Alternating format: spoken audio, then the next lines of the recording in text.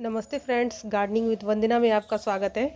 आज मैं इन फूलों के साथ इसमें देने वाली ऑर्गेनिक खाद के बारे में बात करूंगी। मेरी एक व्यूअर है, उनका ये कमेंट आया था कि वर्मी कंपोस्ट पे कृपया एक वीडियो बनाइए कि क्या होता है और इसका यूज हम अपने पौधों में कैसे कर सकते हैं।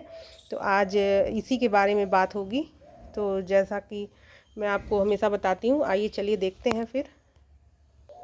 फ्रेंड्स, जैसा कि हम अपने रोज़ का भोजन करते हैं और इसके बाद भी हमें कुछ सप्लीमेंट्स की ज़रूरत होती है, तो उसी प्रकार से ही पौधों को भी हमेशा एक अलग से सप्लीमेंट की ज़रूरत होती है, जो हम खाद दे करके उनको ऑर्गेनिक या इनऑर्गेनिक खाद में उनको दे के हम वो प्रोवाइड कराते हैं।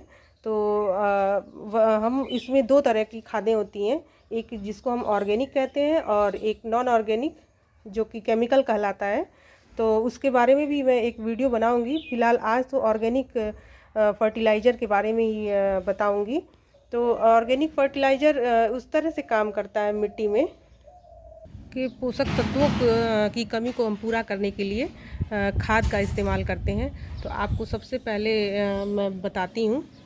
पौधों को हमेशा कई प्रकार की खादों की ज़रूरत होती है, जिसमें नाइट्रोजन रिच फर्टिलाइज़र और फास्फोरस और पोटेशियम, मैग्नीशियम, जिंक, ये सब की ज़रूरत होती है। लेकिन सबसे ज़्यादा ज़रूरत में अपने पौधों को नाइट्रोजन, फास्फोरस और पोटेशियम की ज़रूरत होती है, जबकि उससे थोड़ी सी कम मात्रा में कैल्शियम, मैग्नीशियम और सल्फ़र की आवश्यकता होती है और बहुत ही ज़्यादा कम मात्रा में माइक्रो न्यूट्रिएंट्स की आवश्यकता होती है, जिसमें बोरोन, मैग्नीज, कॉपर की ज़रूरत पड़ती रहती है। तो आज इसी के बारे में बात होगी। ये सारी ज़रूरतें वैसे मिट्टी के माध्यम से मिल जाती हैं, लेकिन ये ज़रूरी नहीं है कि आपकी मिट्टी इतनी उपजाऊ हो कि ये सारी चीज़ों को पूरा कर पाए। तो उस चीज़ों को पूरा करने के लिए समय समय पे हम ये खादें देते रहते हैं, जिससे इनका नाइट्रोजन की मात्रा, फास्फोरस की मात्रा और पोटेशियम की मात्रा उसकी पूरी होती रहे।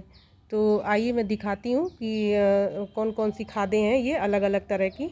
तो देखिए, ये गोबर की खाद है। ये पूरी डीकम्पोज तो नहीं है, लेकिन उसी की प्रोसेस में ये चल रहा है और ये रखा हुआ है। मैं गोबर की खाद का थोड़ा कम इस्तेमाल करती हूँ और ये नाइट्रोजन रिच फर्टिलाइज़र है। और ये देखिए, ये है vermi compost. Vermi compost vermi earthworm से बनाया जाता है, जैसे केचुए की खाद इसको बोलते हैं हिंदी में। इसमें इसको बनाने की जो प्रक्रिया है, उसमें केचुओं को गोबर की जो गोबर होता है गाय का या किसी भी जानवर का, उसमें भूसा और अन्य प्रकार के जो ऑर्गेनिक वेस्ट होते हैं, पत्तियाँ होती हैं, ये सब में केचुए को डाला जाता है और केचुए इसको खाते हैं और उनका जो वेस्ट होता है उसी से ये वर्मी कंपोस्ट बनता है। तो ये इसमें तमाम प्रकार के न्यूट्रिशियस चीज़ें होती हैं। ये थोड़ी ठंडी खाद है, इसको हम अधिक मात्रा में भी इस्तेमाल करें तो ये हमारे पौधों को नुकसान नहीं करता है। और ये देखिए, ये आपका नीम की खली है। ये नीम की छाल से और नीम का जो ऑयल निकलता है, उसका जो वेस्ट होता है, उससे ये बनती है। और ये देखिए, ये है नीम की खली, सॉरी, ये है सरसों की खली। किसी जो तिलहनी फसलें होती हैं, उनका जब तेल निकाल लिया जाता है तो उनका जो वेस्ट बचता है उसी से ये बनती हैं। तो मूंगफली का भी वेस्ट निकलता है, उससे भी खाद बनती है। और ये तिल का सरसों का जो तेल निकलता है, उससे भी ये खाद बनती है। कि ये सरसों की खली है। और ये देखिए, ये ऑर्गेनिक फर्टिलाइज़र में इसका बहुत महत्व होता है। हम फूलों में ज़्यादा इस्तेमाल करते हैं। ये बोन मील कहलाता है, हड्डियों का चूरा ये है। जानवरों की हड्डी के चूरे से ये बनाया जाता है। ये कैल्शियम रिच फर्टिलाइज़र है। और ये देखिए, ये सीवीड है। ये समुद्री जो जीव जंतु होते हैं, एल्गी और काई वगैरह जो होती है, उसके उसी से ये बनाया जाता है। ये समुद्र के ही वेस्ट से बनाया जाता है और ये माइक्रो न्यूट्रिएंट्स का काम करता है पौधों में। तो हम इसको ये भी ऑर्गेनिक ही है और इसका भी प्रयोग खूब माइक्रो न्यूट्रिएंट्स और हर प्रकार की जो कमी है पौधे में, उसको पूरा करने के लिए इसका इस्तेमाल किया जाता है। अब हम जान लेते हैं कि ऑर्गेनिक और केमिकल फर्टिलाइज़र क्या होता है। तो ये हमने ऑर्गेनिक फर्टिलाइज़र, इसमें एनपीके और होता है और कैल्शियम भी है, फास्फोरस भी है, माइक्रोन्यूट्रिएंट्स भी है, और ये क्या कहते हैं, कॉपर की मात्रा, मैग्नीशियम की मात्रा, जिंक की मात्रा, बोरोन की मात्रा, ये सब थोड़ी थोड़ी मात्रा में इसमें होता है। लेकिन जो केमिकल फर्टिलाइज़र है उसमें ये अलग अलग तरह का आता है। उस पर मैं एक वीडियो बनाऊंगी। तो सबसे ज़्यादा हमारे पौधों को NPK की ज़रूरत होती है। NP और K, N का मतलब होता है नाइट्रोजन, और P का मतलब होता है फास्फोरस, और K का मतलब होता है पोटेशियम। तो इसी का संतुलन हमें अपने पौधों में बनाए रखने से उसकी पत्तियां हरी रहती हैं, उसमें वेजिटेटिव ग्रोथ अच्छी होती है, और उसमें फल फूल अच्छे लगते हैं। तो सबसे पहले हम नाइट्रोजन की बात कर लेते हैं। तो नाइट्रोजन रिच फर्टिलाइज़र के मामले में ये हमारा गोबर खाद के बारे में पहले जान लेते हैं कि इसमें नाइट्रोजन कितना और क्या क्या है। नाइट्रोजन रिच फर्टिलाइज़र जो होता है वो पौधों के पत्तों में पाए जाने वाले क्लोरोफिल का बहुत महत्वपूर्ण हिस्सा होता है, जिसकी मदद से फोटोसिंथेसिस के द्वारा पौधे अपने भोजन का निर्माण करते हैं। नाइट्रोजन की सही मात्रा से ही पत्तियां हमेशा हरी भरी रहती हैं। तो हम अब गोबर में हमें क्या क्या न्यूट्रिशियस चीज़ें मिलती हैं यह देखते हैं। तो गोबर खाद में हमें 3% नाइट्रोजन, 2% आपका फास्फोरस और 1% लगभग पोटेशियम की मात्रा मिलती है, जो प्रोवाइड की जाती है। और इसको हम 30 से 40% भी मिला सकते हैं अपनी मिट्टी में। तो ये हमारी पूरी अच्छी ग्रोथ होती है पौधों की। पर यह है कि इसे डिकम्पोज होना बहुत ज़्यादा ज़रूरी है। ये कम से कम 1 साल पुरानी गोबर की सड़ी हुई खाद होनी चाहिए, वरना ये हमारे पौधों को जला सकती है। इसमें नाइट्रोजन की मात्रा अधिक होती है। तो ये सबसे ज़्यादा महत्वपूर्ण बात है कि गोबर की खाद तो पौधों के लिए अच्छी है, पर ये पूरी तरह से डिकम्पोज होनी चाहिए। और ये देखिए, ये है वर्मी कंपोस्ट, जो केचुए की खाद जो कहलाती है। और ये पौधों के लिए ये मैं बहुत ज़्यादा इस्तेमाल करती हूँ, और इसे ठंडी खाद भी जाना जाता है, ठंडी खाद के रूप में भी। इसका हम गर्मियों में भी बहुत अच्छे से इस्तेमाल कर सकते हैं, क्योंकि गर्मियों में गर्मी बहुत पड़ती है उत्तर भारत के क्षेत्र में भी। तो वहाँ पे गर्मी की वजह से हम अगर गोबर की खाद का ज़्यादा इस्तेमाल करते हैं तो पत्तियाँ जलने लगती हैं। लेकिन वर्मी कंपोस्ट के साथ ये ऐसा नहीं है। और इसी तरह से ही पत्तियों के वेस्ट से जो खाद बनती है, वो फ़िलहाल अभी मेरे पास नहीं है, वो भी बहुत ठंडी खाद होती है, और वो भी नहीं नुकसान करती गर्मियों के महीने में। जाड़े में तो सभी तरह की खादें चल जाती हैं, लेकिन गर्मियों में थोड़ी दिक्कत हो सकती है। तो जहाँ तक ये वर्मी कंपोस्ट की बात है, इसमें 4% के करीब में नाइट्रोजन होता है, 3% के करीब में इसमें फास्फोरस होता है, और 2% की जो मात्रा होती है वो आपका पोटेशियम की मात्रा होती है। तो इसी तरह से देखिए, ये नीम केक, ये दोनों की वैरायटी एक ही है, क्योंकि ये भी खली से बना हुआ है और ये भी खली से बना हुआ है। लेकिन इसमें जो है बहुत ज़्यादा मात्रा में नाइट्रोजन होता है। तो इसे गुलाब के पौधों में भी लोग देते हैं। और ये गोबर की जो खाद होती है, इसको भी गुलाब में बहुत अच्छा ये काम करता है। ये चूँकि इसमें नाइट्रोजन की मात्रा भी अच्छी होती है और थोड़ा एसिडिक होता है ये गोबर की खाद, तो इसको देते हैं। और ये जाड़ों में इसका बहुत इस्तेमाल होता है, सरसों की खली का। और सरसों की खली को में बहुत ज़्यादा मात्रा में नाइट्रोजन होता है। सरसों की खली में नाइट्रोजन की मात्रा 4 से 7% तक हो सकती है, और फास्फोरस की मात्रा 1.5 से 3% तक होती है, और पोटेशियम की मात्रा 1 से 1.5% तक होती है। इसमें माइक्रो न्यूट्रिएंट्स भी बहुत अधिक मात्रा में पाए जाते हैं।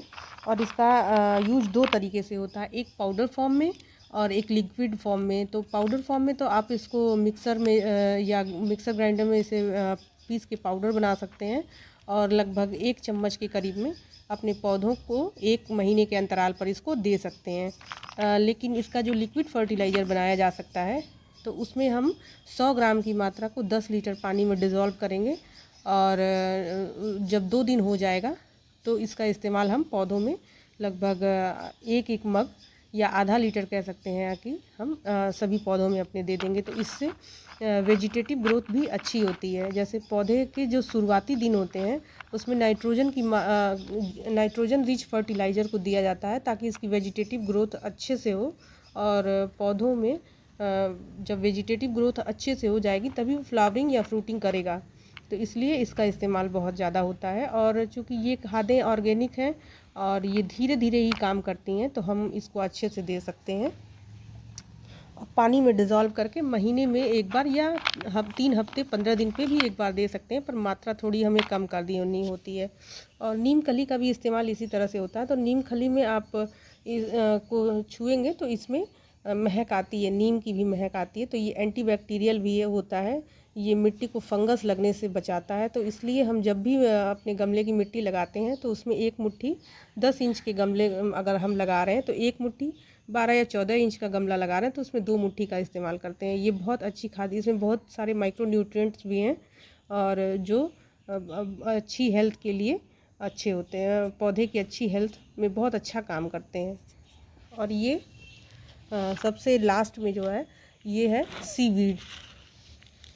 ये जैसा कि इसके नाम से ही पता चलता है कि ये समुद्र की जो काइयाँ, शैवाल अलगी होते हैं उसी से ये बनता है, ग्रेन्यूल के रूप में है ये।